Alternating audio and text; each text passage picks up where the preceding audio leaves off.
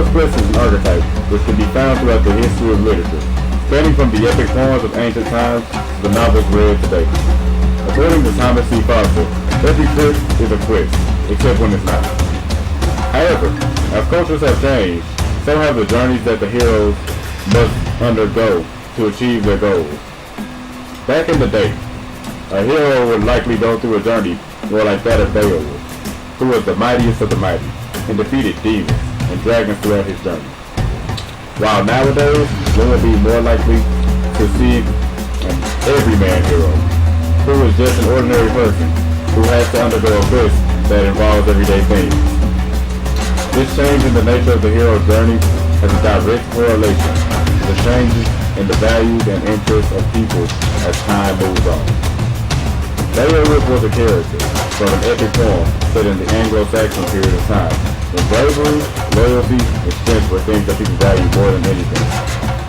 His belief can be seen in the ideal hero that was Beowulf.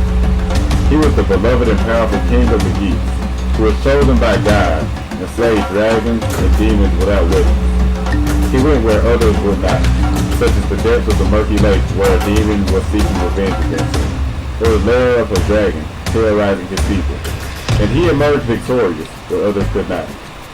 Beowulf was blessed with such power that he was unable to use weapons, as they were shattered from the amount of stress put on them when he used them. Yet, it was not until Beowulf was abandoned by his men to face the dragon alone that he perished. In other words, his loyalty is what caused the death of Beowulf.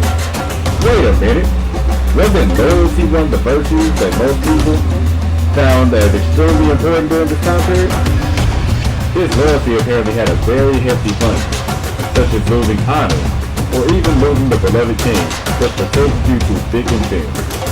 This is the lesson that the story of Beowulf conveys to his people, thus refortifying the weight of these values. Roy Hobbs was also a hero who was produced by the values of his time.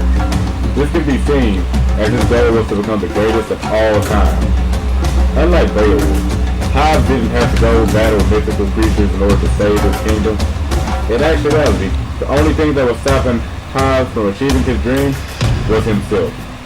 While there were factors that were facing him from all the outside, where all his problems were caused by bad decision making, such as when he was shot by Harriet Bird, or when he was ejected from the league and had his legacy erased over a game that he thought about throwing.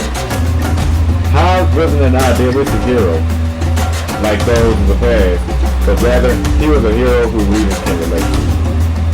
While every quest is a quest, the obstacles, goals, and quests to said quest change as time goes.